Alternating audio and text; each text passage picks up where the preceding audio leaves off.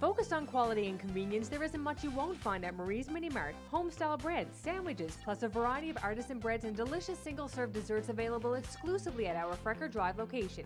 Marie's Mini Mart, with 25 locations wherever you go, there we are.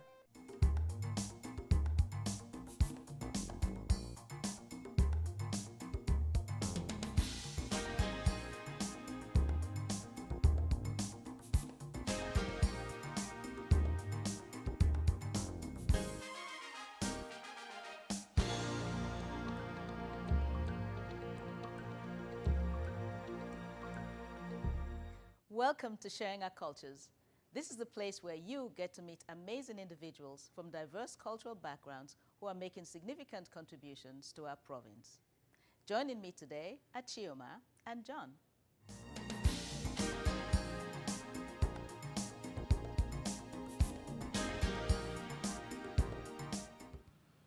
Welcome back to Sharing Our Cultures. And joining me now in conversation is Chioma, and she's the Director of Communications for the National Society of Black Engineers, the Memorial University, Amman chapter. Welcome to Sharing Our Cultures, Chioma. Thank you for having me. It's a real pleasure to have you. Thank you, thank you. And now we want to find out all we can about the National Black Society of Engineers. Yeah. Okay, so the National Society of Black Engineers, NSB-MON, is Memorial University's chapter. So basically we are, one of our goals is to foster a community to help Black identifying students at MON throughout their engineering program. And so we just decided to do that, and we officially started last year, September 2021. That's the first active semester we had.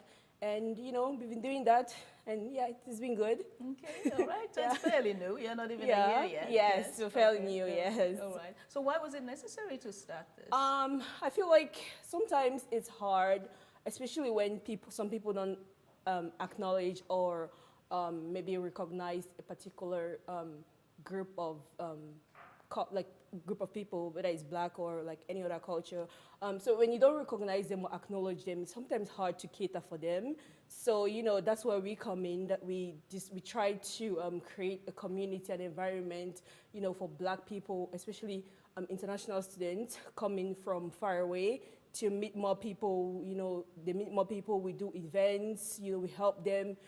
They get more knowledge about like co-op experiences and all that kind of stuff, which is a really big deal because our program, you have to get the co-op done, and sometimes we, especially we like past students, we've found it so hard to get that help, and also we also found it's so hard to also get help on like maybe resumes, how resumes are supposed to look like, especially for, you know, Black identifying students, because you also need to realize that as Black engineers, we don't get the same privileges or the same experiences as domestic students. So, you know, just having all that in mind, we decided to just create an SB1, yeah.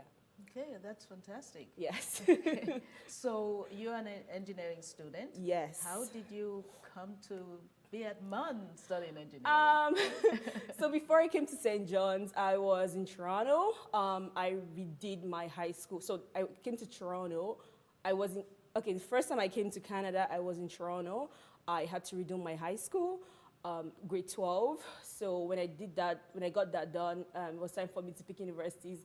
I did not want to stay in Ontario.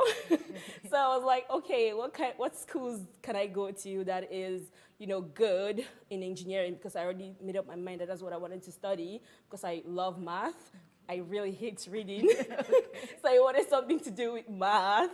And yeah, I made up my mind in engineering. So I was looking for a school that was affordable. Because we're two, I have a twin sister. So affordable for the both of us, you know, my mom can afford. So yeah, I was like, okay, I was just checking around for schools and everything.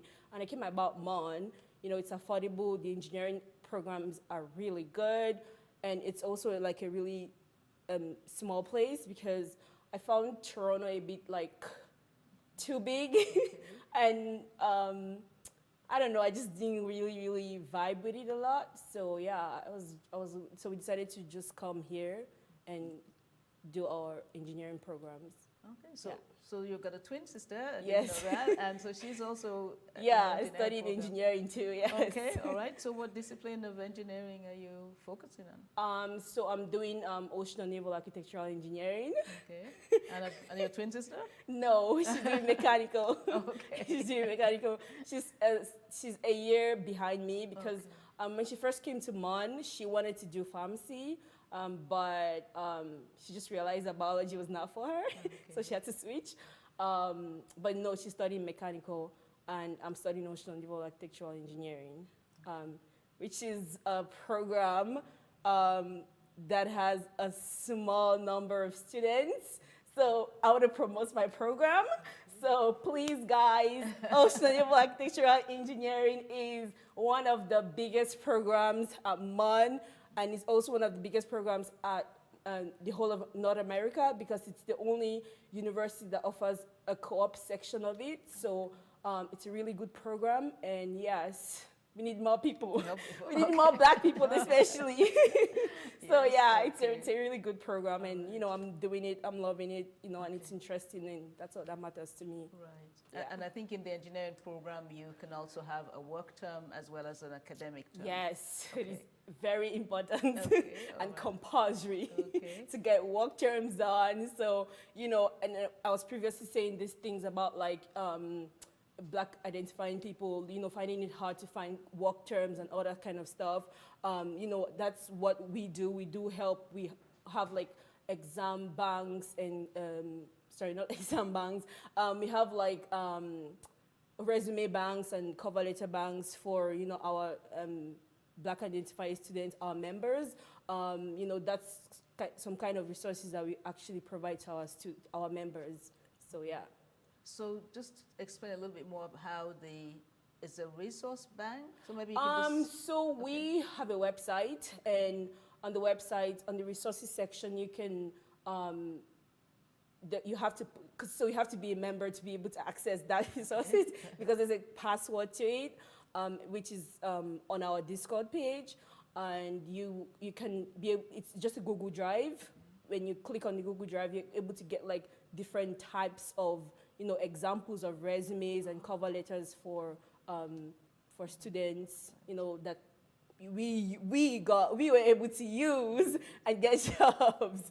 So yeah, I usually do recommend that to most of my classmates that are Black. I'm like, okay, have you never heard of us?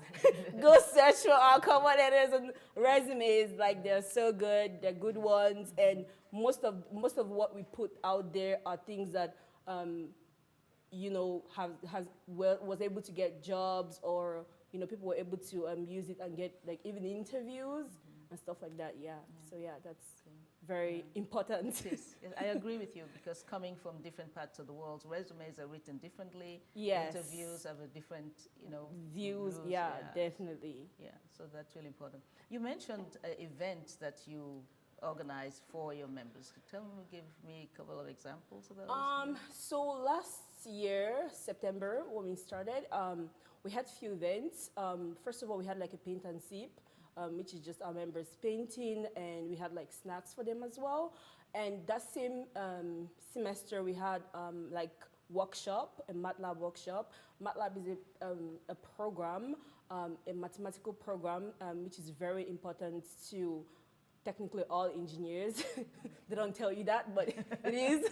You find As you out go, later on. Yeah, the importance of it. And we were like, especially when we did Eng1, and we touched on that, but we didn't really go deep into it. And as we kept, you know, gradually moving down the road, the semesters and everything, we realized how important it was. So we decided to host a workshop for that in collaboration with one of our professors, Dr. Rideout. And so another event that we had, so that was like, I think we had like 3 events that semester. I can't remember the last one. But last semester we had, we decided to promote our club even more further. That's why we decided to have the Gazette story.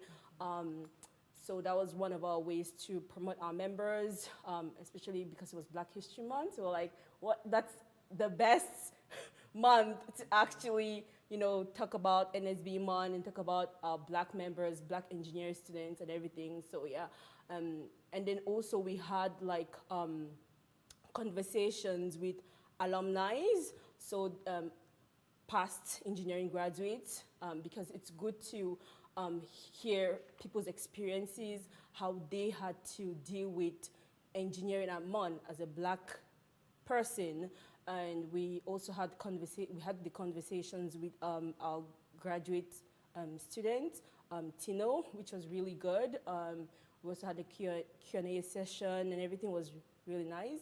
And this semester, we are also having a conversation like that as well. And I don't know when this is going to air, but we actually have an event tomorrow. We actually have an event tomorrow, a bingo night for our members. Yeah, that's it. It seems like it's a combination of fun, recreation, as well as academic support. Yes, because it's really important to mix all of them together. The first events of the semester should be like something fun, just come and meet new people, especially new people coming into the program. You attend the events and you meet more people. You also hear about their experiences and stuff like that. And it's also good to have, the academic side of the engineering. So yes, that's the way we usually do our events. Okay. This seems to be a comprehensive program so that you can help as many of the students who identify as Black and who are engineers to be successful. Yes, definitely. Yeah, So that's great. So, outside of the society and what you do, are there any supports within the university that you can avail of? Supports like? Okay, so tutorials or times in which students can have their professors come to sort of a meet and greet, or we don't have that yet. Oh, okay. Okay. We're currently trying to get sponsors, someone to sponsor our club for us. Okay. All right. Yeah, I'm interested. Yeah. What kind of sponsor? What would the sponsor have to do? I'm not sure yet because it's not really my specialty, but I'm just advertising it, in case someone watches this and wants to sponsor our club. Okay.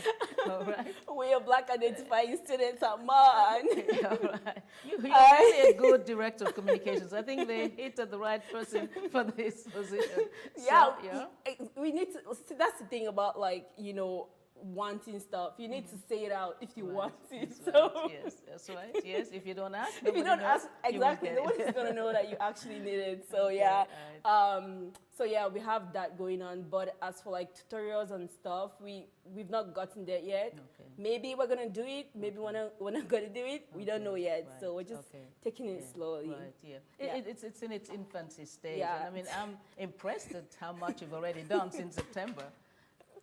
So that's okay. That's fine. Okay, I'll just say that again. You've done a lot, and we're really impressed in how much you've actually done since September, and that's you should be commended for that, and your team and your governing body. So that's great. Yeah, our president, yes. Right. Okay. Well, thank you so much. The word's out there. Engineering Black students, you can get all the support you want from the National Society for Black Engineers, MON chapter. Yes. Thank you so much, Chioma, for being with us today. Thank you. Thank you for having me. Okay. Don't go away. Sharing Our Cultures will be right back.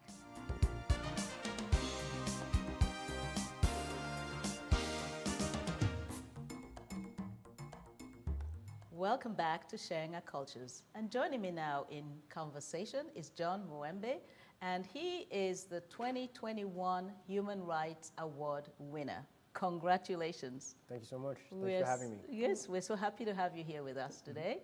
And tell us a little bit about what you do, and I guess it's what you do that led to your winning the award. Definitely. My journey started in 2020. Okay. I think I was always wanting to get involved in my community, but didn't really have the courage. I was pretty shy growing up and didn't know where to start. But after the George Floyd in 2020 incident. That really was the catalyst in what everything I do, my anti-racism advocacy and my just pursuit to connect the black community at MUN. And, you know, I has thankfully been able to expand to Atlantic Canada and, you know, Canada at large. So that's basically what I've been doing. Wow, that's a lot within that short period of time. Okay, so what is entailed in the advocacy work that you do? What exactly do you do?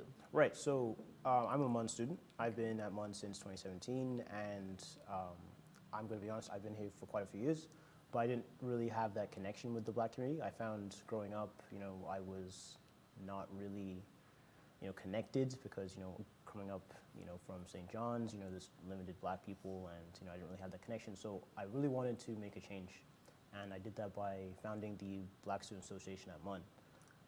And basically, we came together to just connect the black community, because I feel like sometimes as black people, you know, we're not monolithic, and we aren't all the same. We all have differences, even though sometimes people don't recognize that. So just kind of connecting the black community was something I really wanted to do and was able to do quite well. So that was the start of my advocacy, and through that we reached out to, I would say we made videos, the Instagram pages, the Facebook pages that have gone viral, and, you know, they demonstrated what being black is like in St. John's and Canada, for example. You know, the Nigerian Student Association, you know, that kind of thing is there as well. We connect with them, and we really try to just connect everyone together. So that's kind of the thing we do, and we want to just be a voice for the voiceless at times, because I feel black students, you know, don't really have these connections, don't really have these facilities or resources to connect with each other, or, you know, to stand together. So we kind of like to bridge I guess the medium for everyone to kind of connect. Okay, I kind of like that connector idea Yep. of connecting people. Yes. Okay, so what kinds of supports did you receive when you started the Black Students Association? Well, first off, we wanted to make sure we were connected to MUN, make sure that, you know, everyone knew we were a MUN, deaf MUN students. So we went to MUN2, we became a ratified society. They funded some of our stuff. They helped us find the resources to make videos, to make Instagram content, to, I guess, also network with community activists as well, like, you know, BLMNL, that kind of thing. So they were kind of in the background, but they did have a significant role in making the Black Student Association at MUN the powerhouse it is now. So that's the stuff we had helping us, and then now it really is something that, you know, I never imagined it would be, because, you know, we've been able to, like, you know, do, I think, clothing drives, resident stuff like that, and, you know, just really being there for the community is what they've been able to do. What have you found sort of in the past are the challenges that black students face at the university? The biggest one right now is, I think, but it's either between my opinion, I could say what we've been seeing a lot is it's been one just having that unity has been a big problem, and two has been sometimes black people don't feel heard at the university. They haven't had a chance to really get their feelings, you know, opinions out there, because, you know, once you are not unified, you know, everyone's kind of speaking in individuals, and, you know, when you have 1,000 individual voices, it's kind of really hard to pick out which ones to listen to, which ones, you know, are really conveying the message, which ones are illustrating the truth. You know, there's a lot of opinions out there, so having this unified Black Student Association gave us the ability to talk to the administration, the government, for example, all these kind of large bodies directly, because, you know, kind of demonstrate that, you know, we are together on this. We're unified, and we really want to have a message to put forth into, you know, wherever it be. All right. Now, I know congratulations are also in order, because Thank you. won the 2021 David Kirkland Award for Leadership. Yes. Yep. Talk about that. Yeah. So that was that was the award I got from Monsu, and I guess the St. John's city of St. John's as well. They kind of partnered on that. That was to do with just being the Black student president at the time. So I founded the Black Student Association, and then was the president of that year as well. And kind of just bringing it up was, I think, something no one really expected it, because we also had everyone was dealing with it, but we also had to deal with COVID as well. Being indoors, being online with school, you know, that also was a barrier as well we had to face, kind of, you know, not being able to, like, see people face to face, reach out, talk, you know, host events constantly. We couldn't do that. So fighting the COVID barrier and then fighting the, sometimes the community barrier as well, like that was tough, but, still making it happen was probably one of my biggest achievements as a undergraduate student, I would say. All right, so you were studying at the time, Yep. and you were involved in all of this. Yeah. So Yeah. how did you balance that? Well, I'm not gonna lie, I had good help from my team as well, so I'm not going to just take that on my own. It was a communal effort, and we had the ability to network as a group and stay really on track together. I'm thankful to them that they were able to really trust me with my ideas and my vision of what we could achieve. So I'm really thankful to them, but as well as just I guess time management. That was probably my biggest ally in that pursuit. That's great, and you did that so well. Yes, Right. yeah, thank you. And I think every group, organization, association needs a leader, someone who'll be there to pull all the different parts together and get people working together in unity. Mhm. So what were your areas of study when you're at MON? Are you finished at MON, or are you still I just studying? finished my undergraduate degree. I'm a political science and world society major. Okay. I just finished that and now going to grad school in the fall. Congratulations. Thank you. So you mean you're convocating from your undergrad Yep. this year? Yep. Congratulations. Yeah. Oh, wow, lots of congratulations today. Okay, so why did you choose those subjects to study? I think I just fell in love with politics early. I started off as a science student and I just didn't really love it. But then coming to politics, just loved it. I really found my, I guess, calling, I would say, in terms of my studying. Okay. It taught me a lot, how to write, how to read, analysis, for example, and hopefully that leads to a law school career at some point. So I think that's a good foundation for that. So your goal is law school? Yes. All right. Yeah. And why? I think same thing. Same thing. Okay. Just being an advocate, being able to influence, my community, and I think that can be done very well through the legal sector as well. And we do not have that many black lawyers Exactly. in St. John's or in the Exactly. province. Yeah. So we'd like to hope you will stay around and, actually, I don't think you can pursue a law degree here. So Not where are you yet. going to go for that? We'll see. I'm not sure yet. Just Okay. gonna have to cast a wide net and see what sticks. But I definitely think I'll have some, time to come back to this province and hopefully, once again, be able to impact people's lives, our community, and hopefully just keep on pushing towards the equality we strive for. You're a real good role model for a lot of young people. I appreciate it. For you. I appreciate it. Yeah. I didn't get to have one, unfortunately. Well, I think I've had a few, but didn't really have someone I could talk to directly. Kind of just seeing these figures like yourself do what you do, and it's kind of inspiration for the younger generation as well to keep on improving and keep on pushing forward. But I think at my age, it's kind of tough to look to someone. So hopefully, the stuff I've been able to do, people can also keep on doing the work I'm doing. Hopefully, I hope they advance it, to be honest. I hope they can carry on and push more boundaries. Right. And looking up to you, I'm sure that a lot of people will be inspired to do more.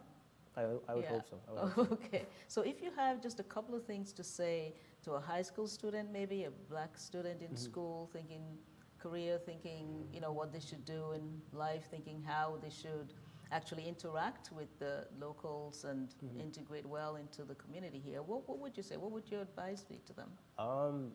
First off, I would say definitely look for the first Black Student Association event. They host a lot of stuff in the start of the semester. Okay. So you will definitely see a lot of people in your classes who attend these things, just around the community in general. So you will just get a lot of networking just through attending events, following the page, just trying to interact with that. And you will definitely see a lot of Black people, people you probably wouldn't have met otherwise, So I definitely would recommend reaching out to them. And, you never know, like it just kind of keeps on expanding from there, I see there are very few people in leadership roles, particularly here in this province, who are black. Right. Is there any way that something could be done? Like, how do you feel we can, I think representation matters Yes. wherever we go and in whatever field of study or work we are. How do you think we can push those boundaries and make sure that we have a space? At this stage, it's tough. I think there's many ways to do that, but in my opinion, right now, I think the best thing to do is come together and really understand that there is a problem with representation. I think sometimes we kind of hope things will get better, and I think I'm not trying to say that they can't, but like, just kind of hoping without real action is, redundant. We can't really expect things to change without having things in place. So I do think, policy changes were a good start to see representation. Addressing these initial biases is I guess like the fundamental thing. Sometimes people don't understand that the things in place have an impact on these things, and once you don't have that understanding, it will never change, regardless of how positive you may be or benevolent your attitude towards things is. Without that understanding, we can't get there. So I think understanding that there's a problem and pushing for policy changes, pushing for representation to the people who control these things is definitely the best way to start that.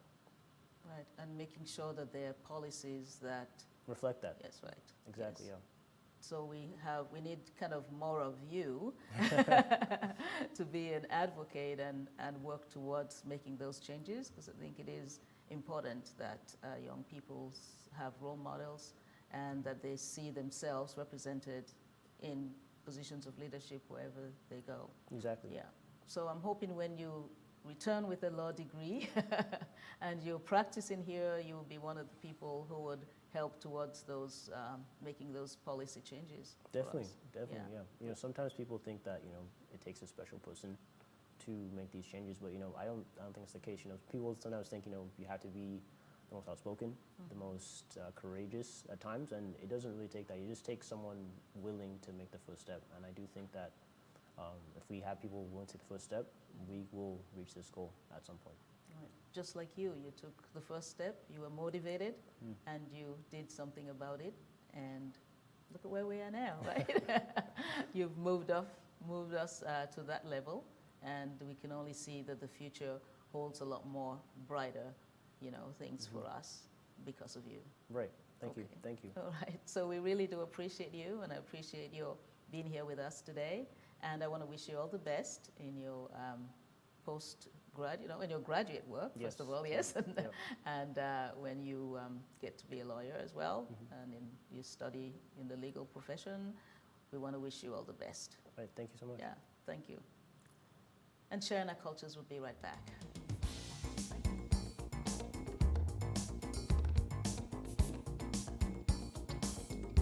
Thanks to Chioma and John, and to you for watching. Join us again next time and meet remarkable individuals from diverse cultural backgrounds who've come to call this place home.